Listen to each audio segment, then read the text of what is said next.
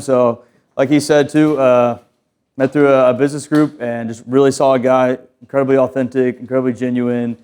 Obviously, men's health coach, does fitness, but just someone that I can see myself being friends with for many, many years to come. And I feel grateful to have built that friendship with you. And again, credit to Garrett for coming up with this idea of throwing this event. And then when he said he was interested in throwing events, I'm like, you're speaking my language, because that's pretty much all we do. So it's an awesome opportunity to be able to partner on this. We'll talk after this, but I think there'll be more events to come. So stay tuned for that. And just give it up for Garrett. Thank you. Alrighty, so thank you for the warm introduction. Thank you guys all for being here. I'm not going to talk about fitness today, which some people are unhappy about, but it's going to be worthwhile. So if you want to learn about fitness, check out my Instagram stuff. And then once you got your physique and your health in check, then the real work begins. So today, I want to talk about how to become unrecognizable. And these are just simply mindsets and cheat codes that have helped me along the way. So what I want to start off with is this idea that you want to be really deliberate about everything that you consume. Obviously, that goes for stuff that you're literally eating, but the stuff that's going in your ears, the stuff that you're seeing, the stuff that you are around on a day-to-day basis, these things will affect you, whether you acknowledge it or not. And I would really invite you to start policing your environment and just start paying more attention to detail about where you're actually spending your focus and how that might be changing the way that you carry yourself throughout the day. It's similar to the idea that, if you have a bag of fruit, if one goes rotten, usually the rest of them go rotten. The same could be said for the other side of the equation. If you're the light in a dark room, everybody else will get lifted up to you. So I want to start off with something that somebody asked earlier. Move away from active volcanoes. And obviously this isn't about volcanoes. I'm sure all of you guys can think of a person that is just not pleasant to be around. They might be very close to you. They could be a family member. They could be a friend. They might be somebody that you just don't know. And one thing that really helped me was just realizing that I don't owe anybody my sanity. There's a lot of people that will, not only will they be a leech and sort of, pull energy from you on a day-to-day basis, but they'll spread their negative energy onto you, even when, you brought good vibes to the party or whatever it might have been. This is the guy that complains about the weather. He's always complaining about the news. Did you hear what they did? You know what they should do? And they're talking about what they should do instead of what you have control over. And this person is just, for lack of a better explanation, they're like a cancer, so to speak. And it's not that you want to be mean to them or hate them. I've personally just made it a point to cut them out in the fact that, yes, I wish them well. I don't necessarily say goodbye, but they just hear from me less and less. And, 2 years ago, I definitely had to make some big cuts in my life because stuff just wasn't going my way. And honestly, this was 2-3 years ago that it really started, where, I was just thinking about the influences in my life. And honestly, just thinking about myself too. It's not just about everybody else. Sometimes you're the bad influence. And just recognizing that can be really, really, really helpful. And just putting you into a better mindset. And again, I just want to leave you with this idea. You don't owe anybody your sanity. So, if it's somebody that you work with, obviously it seems like you guys are all in good hands. We're all connected in some way, shape, and form and networking here today.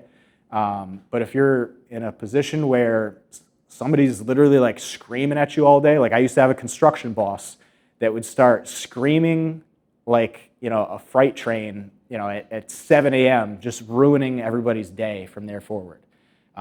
Eventually I just quit because I couldn't take it anymore. And then I started working at this this life insurance agency, or everybody's happy all the time. I was in Disneyland. Everything was just night and day.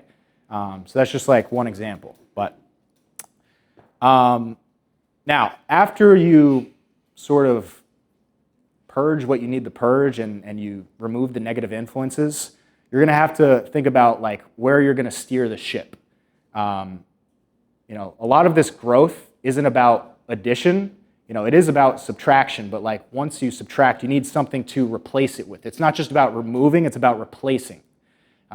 It's similar to, if you had like an addiction to food or alcohol or, smoking weed or whatever it was. If you just stop doing that thing and you don't replace it with something else, you're going to find your way back there eventually. It's only a matter of time.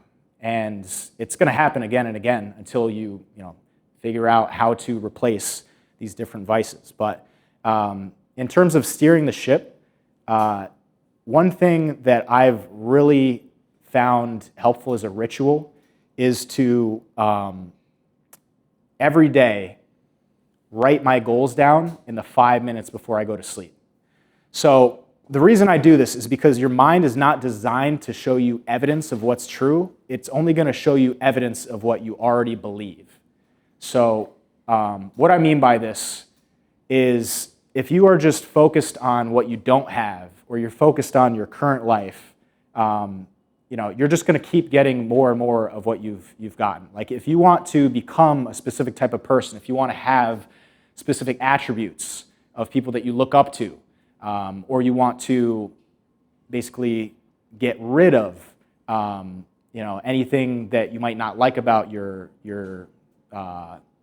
yourself, or like your history, or whatever it is. Like you literally have to put yourself into the mindset of the person that you want to become.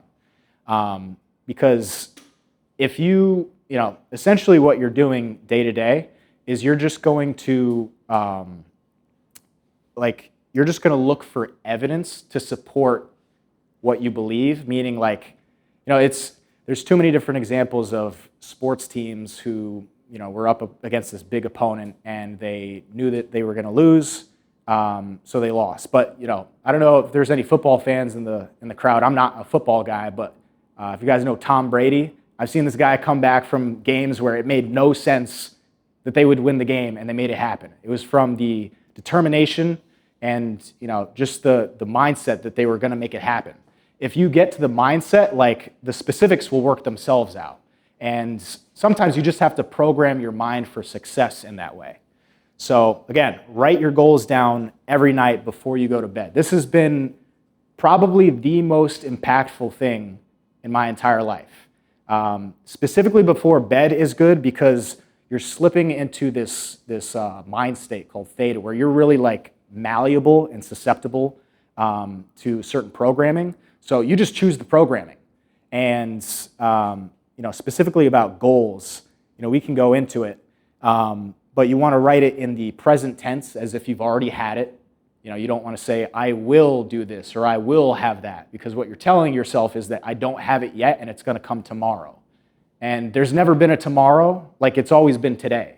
So this is really critical in terms of creating these different mindsets. You're essentially going to artificially create the person that you want to become, and however you act, you're just going to become that person over time. So this is a excerpt of a notebook that I found last night as I was wrapping up this presentation. So this is from 3 years ago, just about 3 years ago, 2022, November 14th. I've gotten everything on this list. Don't ask why I said I'm going to pull in 5K per month, 10K per month, and 25K per month in a row. I don't know why I did that, but either way.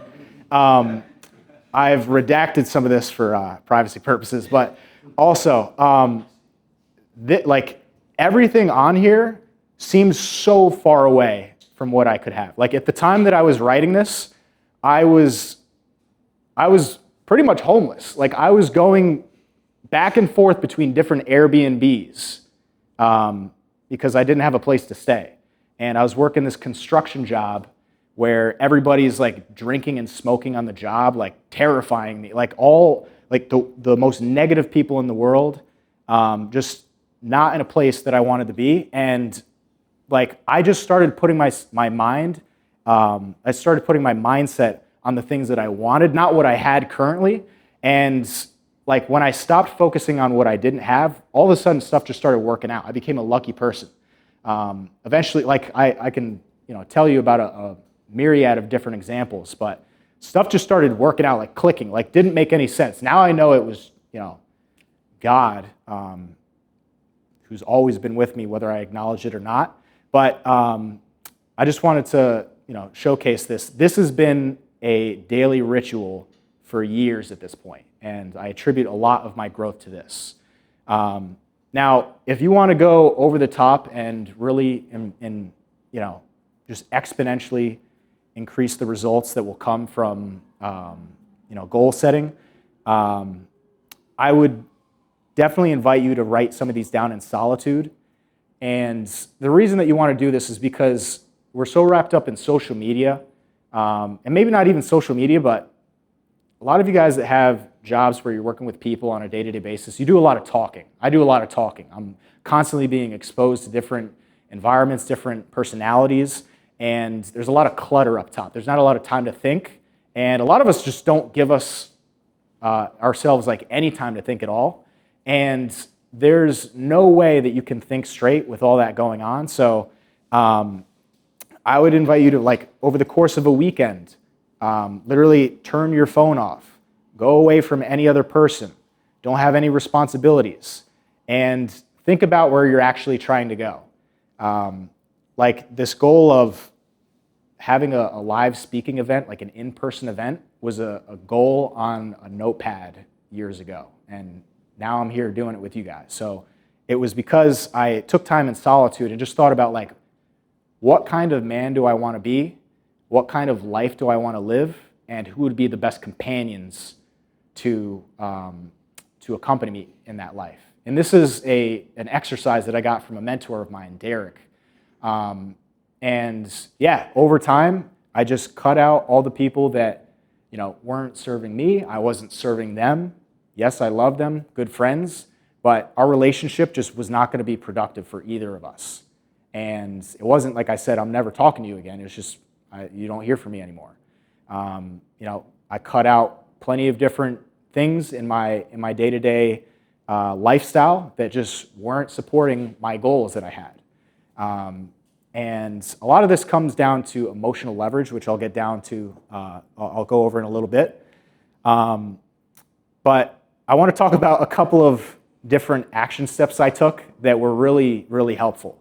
So a lot of people won't like this one, but I would really recommend that you stop listening to music, unless you're out with people. Like if you're with people, like that, you don't need to put on a podcast to like listen to with your friends or anything. If you're at the gym, yeah, it makes sense. I'll listen to some hyped up music at the gym. But when I was 24, I left my construction job and I started at this life insurance agency. And I was basically just driving around to different houses in upstate New York all the time. And for the first couple of weeks, like I'm listening to J. Cole, Party Next Door, Young Thug, like all this random music, which is just like wasted time when my car was literally like a university on wheels if I wanted it to be. So I started just crushing audiobooks. I was in my car, obviously, like anytime where you have, hands-free and you don't necessarily need to read a book per se, like I would highly encourage you to just start listening to audiobooks. Podcasts are great, but if you're going to listen to a podcast, just make sure it's like a really purposeful one and on a specific subject that you want to learn about. But Audible was my best friend for a long time. And this is coming from a guy that would somehow get through the summer reading without reading the book in high school. So yeah, it was definitely weird to start reading books and listening to books, but this is one of the most impactful things that worked out for me in the long run, was just like stop listening to music on my own free time. Now, these are a couple of the books that I would recommend. Hard Times Create Strong Men, No Excuses by Brian Tracy, Be Obsessed or Be Average by Grant Cardone, and The Confident Mind by Dr. Nate Zinzer, which was actually recommended to me by a client recently. But these have been some of the most impactful, just if anybody needed some examples of what you might want to read. And another thing that I would recommend is practicing extreme ownership. So part of the reason that I stayed stuck for so long was because I unknowingly had a victim mindset. Like if you asked me, do you think of yourself as a victim? I would say no. But I would constantly play the blame game. If anybody highlighted one of my shortcomings, I'd be like, yeah, it's because of this or that or this person or whatever. Unless you take accountability for your life, you have no control over your life. So there's a book about this by Jocko Willink that I highly recommend that you read. I first read this when I was selling life insurance, and it completely changed my mindset about just how I carry myself and where I'm actually going. Because it really is you. You are in control of your life. Like where you are right now is a direct result of the decisions that you've made in the past. If you want to go on a deeper level, it's been the beliefs. I won't go too deep in the weeds with that. Read this book. It'll explain everything. Now, going back to emotional leverage, this is what actually produces change. So the reason that I first got in shape was just because I was sick of feeling invisible. I was sick of feeling like I couldn't put myself out there. I was sick of just seeing the same things again and again and again. There's plenty of other times in my life where I've had massive breakthroughs, and it all came down to me just gaining emotional leverage over myself. So I talk about this on my Instagram story sometimes. People come to me because I'm a fitness coach, and they tell me that they want to get in shape. And I'm like, what are your goals? They're like, I want to lose fat. I'm like, okay, why? And they're like, because I'm fat. And I'm like, okay, why? And I'm like, why do you not want to be fat? And they're like, because having a six-pack would be better. And I'm like, okay, great. Like, why would that be better? And they're like, because I'd be more attractive. And I'm like, why would that be better? And they're like, because I'd have better dating opportunities. And I'm like, okay, why would that be better? And they're like, because I'd be hotter. And it just like stays right there. You want, like if you're gonna create any real change, a lot of it comes down to you figuring out on a deep level what you actually want. Like, it's not just the thing. Like anybody that has gotten in shape can attest to this. You get your six-pack and you feel the same, and it's horrifying. You're like, this is it? You're like, what the hell? And a lot of people that go through that will eventually fall out of shape because the novelty wears off, because there was no real goal associated with it other than getting the thing, in this case, the six-pack. Now, this is on a personal level gonna just be specific to you, but you wanna think about in terms of your goals and in terms of anything that you feel like you're stuck on, there's a moment where you're following this path towards your goal and you keep hitting this roadblock and you fall into your old ways, and in this case you fall out of shape, you go back to being another 20 pounds heavier, and then eventually you're like, okay, I want to get a six-pack again, and it's just like a cycle. It keeps going over and over.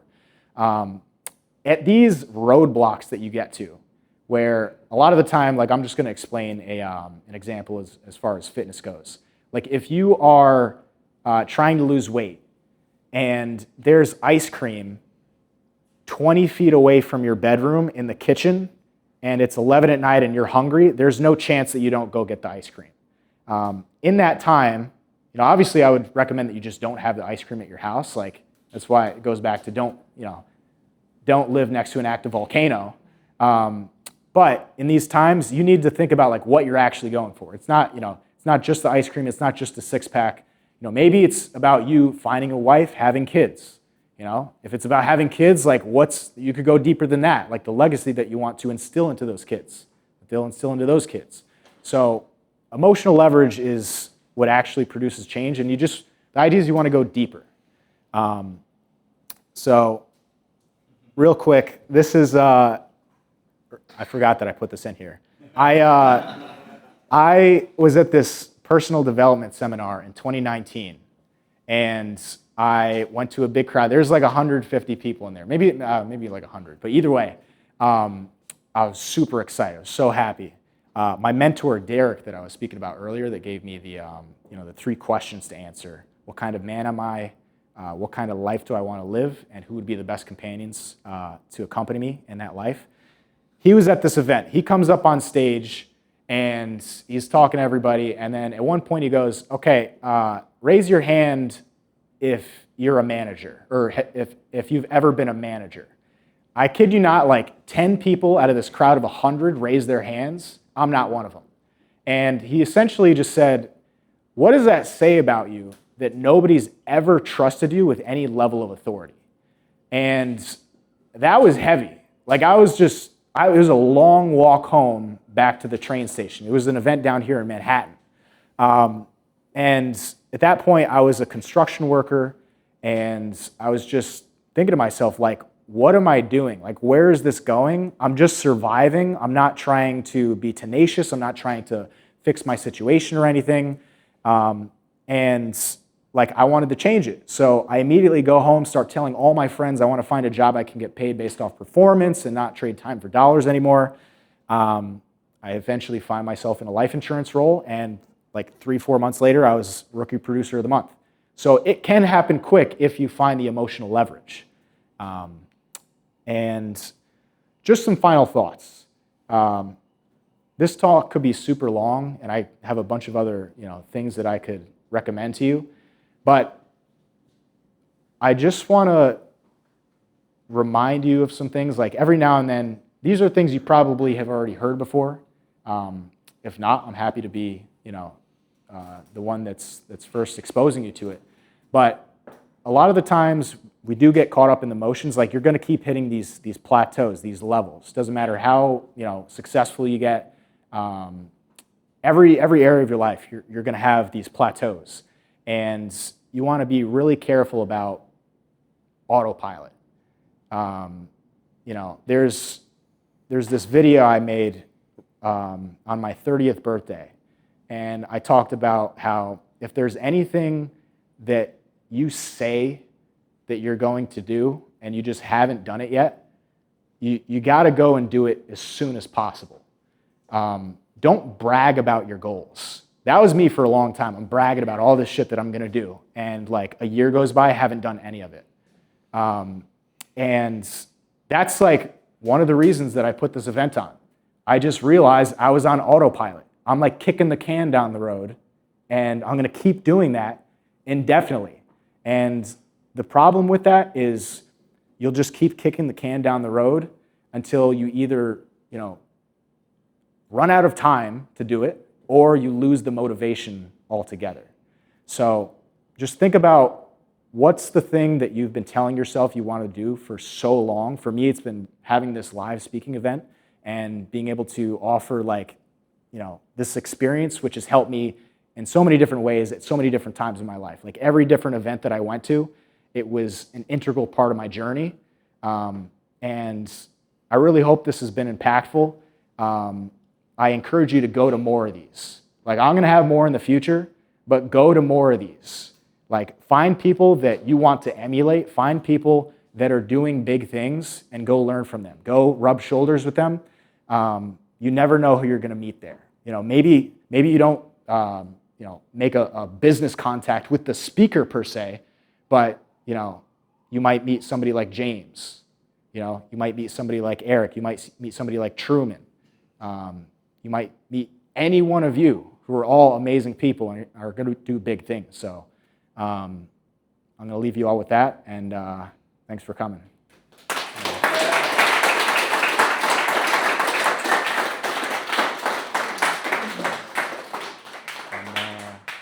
don't know if there's any questions. There you go. What are your thoughts, Garrett, about holding beliefs that most people would consider to be insane, but going back on mindset and beliefs, holding such an insane belief you believe will advance you further towards your goals? Yeah, so this is that conversation of, surrounding yourself with people that are going to support you. Like, there's plenty of people in my family that told me, yeah, that's a pipe dream.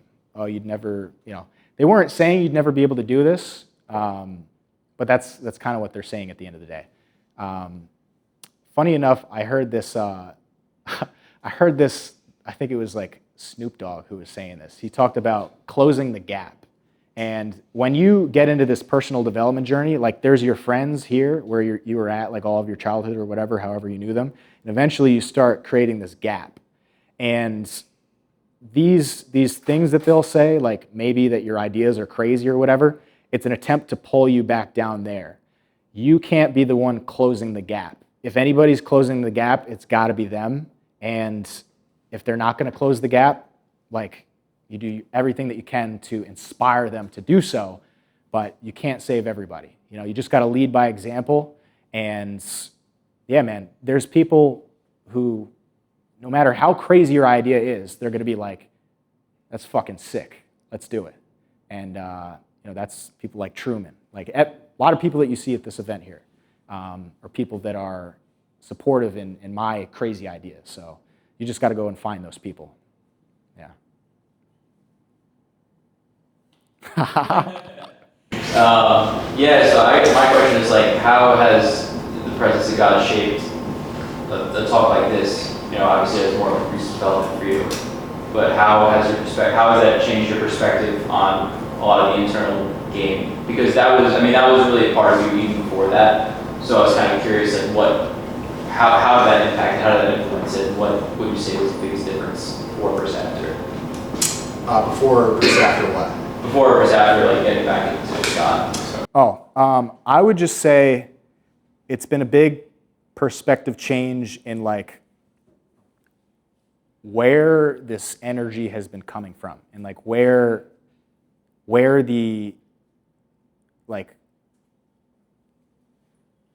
like who's actually connecting the dots. I've definitely struggled with pride per se, and in this personal development journey, like a lot of it back in the day was just like state pumping, like pumping myself up, like putting myself in a mindset of a person who's way above and beyond like where I'm at right now. And this can definitely be a slippery slope towards just getting swallowed by your ego. And as of recent, I've definitely turned back to God. And it just made me realize that this is the perspective change. I've never actually done anything amazing myself. It was always God happening through me. And not that, I'm no good or anything. It's amazing that God has chosen me to be able to, make these things happen and has acted through me in that way. And I'm going to continue to do those things in glory of Him. So, yeah, I would just say it's mostly been a perspective change in like where like I feel God's energy flowing through me instead of like these are these things that I've done. Because there was no real purpose behind it in the past. Like over the summer, I was just thinking to myself, like things were going amazing. Like more followers than I've ever had, like ton of validation online, making more money than I ever have, have awesome friendships, awesome family, dating life doing amazing, and still somehow it wasn't enough. And you could talk about doing good deeds, having good morals, and that's great and all, but I got to this point where I felt like I was just doing good tasks, doing tasks for people, and there's no like substance to it. There's like no reason. And you could basically just do good tasks until you're done. But this shift in perspective has been like rejuvenating in a way. It's definitely like encouraged me and sort of put the life back in me. And that's why I started making bigger strides, to do stuff like this. Yeah, no, I can relate to that a lot, man. It's very similar experiences in a lot of ways. I mean, like, I've read tons of self-help books just like you. And, like, they get a lot right, but I think what they don't encapsulate enough is, like, using your ambition for, like, fear-driven survival pursuits versus, like, from a place of love and, like, doing it, who you're doing it for. Like, I'm building this business because I want to have a great family one day. I want to have something that my kids will look at me, be proud to have me as their father, and into community and your clients even, and just all that. It's where it's the reason why it's what it comes back to. And like you said, it's like, yeah, you can do all the right things, but you're still empty, which is kind of crazy. And that was like a huge development for me as well. Yeah, I'm still figuring it out. Same. We all are. Yeah. Yeah. All right, anybody else? I wanted to say that it's very beautiful and to see and to experience in person, not only virtually, how impactful and inspiring you are. And I'm curious, because you spoke about religion, do you have real life superheroes? Real life superheroes, as in like people in my life? Yeah, I have an uncle who's now passed, but I definitely looked up to him. Not that he was like an uber successful person, but just the vibe is different. You can tell this person is like, embodying God. Like it's emanating from him. Every person he touched, every room he entered, he was the light. And that's the type of person that I want to strive to be. And yeah, I have countless others, but he's probably the one that I think of the most. Yeah. Anybody else? Yeah, I just want to say thank you again for sharing this. Like vulnerable thoughts and things are definitely hard to share in front of a group like this. I was curious to know, you mentioned about like, personal development, training and like sessions. Like, which ones would you recommend in terms of like having the most impact on you? Training sessions? Or like the conferences? Well, the ones in the past that I went to were free events, which is like why I wanted to make this one free. That company is no longer a thing, but the guy that ran the company, his name is Owen Cook. There's another couple of companies which I don't think, a lot of these guys just aren't even in business anymore. But like the ones that I'm going to these days are people that have what I want. They're progressing in the area that I want to progress. So for me, a fitness coach, I went to a mastermind in Miami in March that was thrown by a guy named John Mark Stevenson. If you want to build a online fitness coaching business, like he's the one to talk to. And just like learning from his YouTube or his Instagram is a wealth of knowledge in itself. And then other than that, like I'm going to give you fitness answers because you're telling me you wanted to be a wellness coach. But there's another guy named Brian Mark, which is kind of funny. Yeah, Brian Mark is good. And I think those would be the top two that I would recommend to anybody. Like just those two alone, there's too much content to go around, and they really simplify it in a way that will help you focus on what matters. Do you enjoy the work that you do on a day-to-day basis? Yeah, it doesn't feel like work. Like my life is a joke sometimes. I wake up and I'm just like in my pajamas on my couch making these videos. Like it's crazy. And then I hear from these clients, they're telling me, this kid just hit me up yesterday. He's like, dude, I just got into he just got into a sales role. And he was coming from like a computer job, like super awkward kid. Now he's in a sales role. And just like when people tell me the results that they've gotten, I just get so fired up. And if I just like keep having more and more of those, like I constantly think about them too.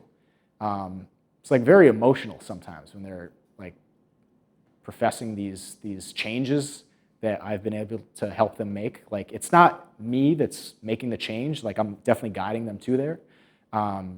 But I'm just like, at the end of the day, I feel like a teacher.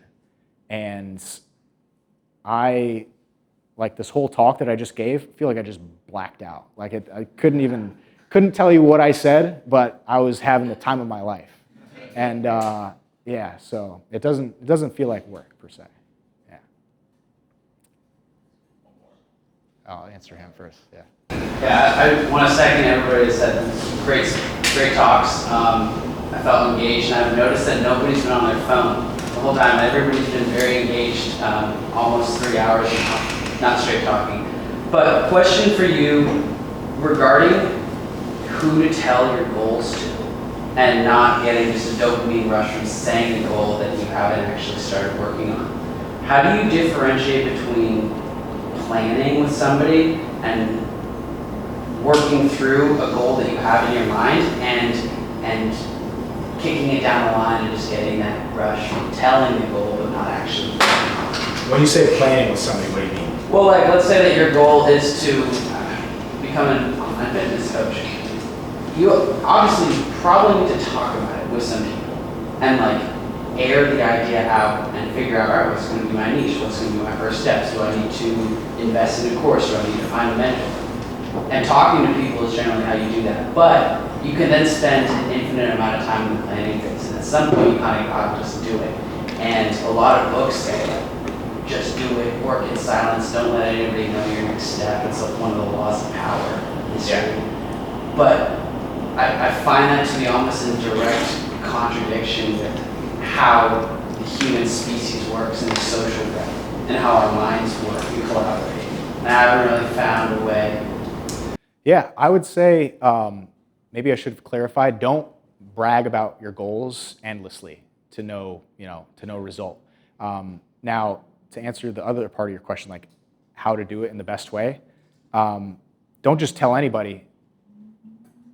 Find an accountability partner. Find somebody, maybe give yourself some skin in the game.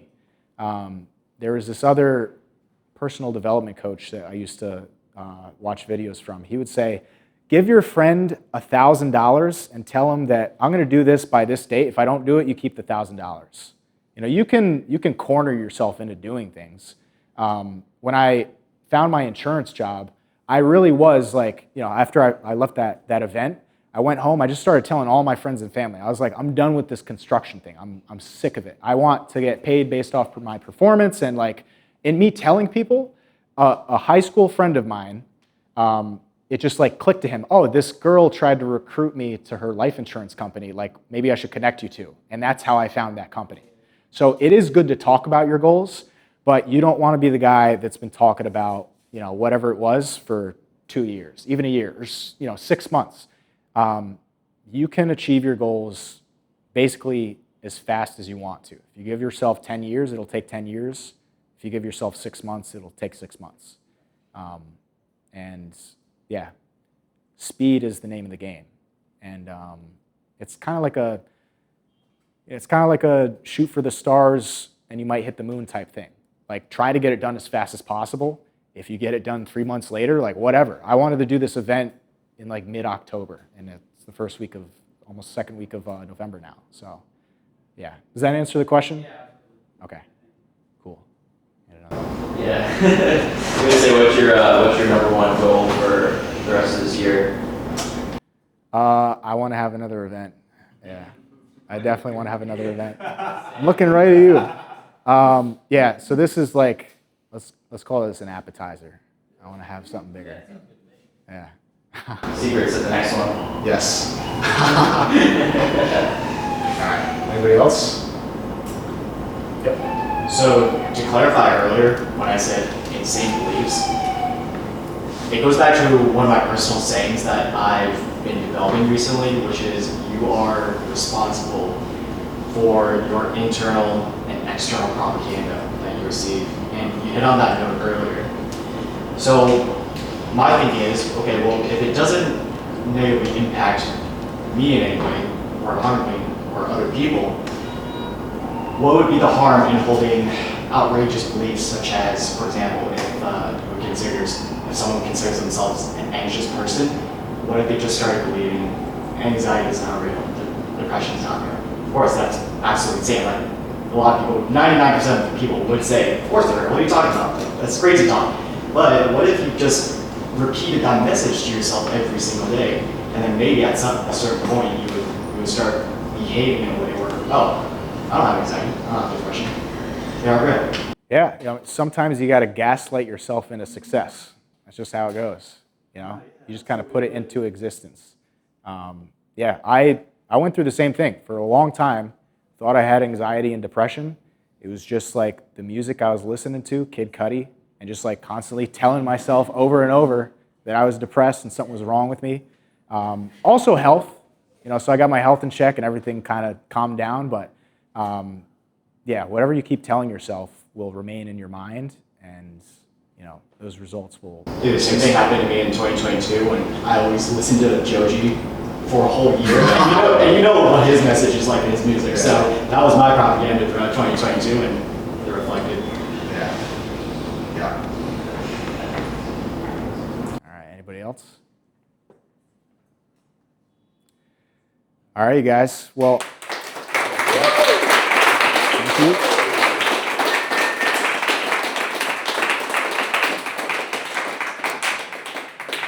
All right.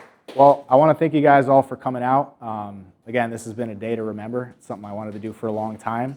Happy that you all came. Super happy to meet all of you. I want to thank Vilma for helping us out, being the greatest host ever. Yep, she's the best. I want to thank Don and Vince for helping me capture the event. These guys are great. And then, of course, to Eric and Truman, thank you guys for coming to speak. And yeah, guys, if you're interested in anything that Eric or Truman are doing, go talk to them. This has been a cool group. Everybody's been mingling and really rubbing shoulders. That's what I wanted out of this. I didn't want it to be a thing where you came and you watched TV and you left.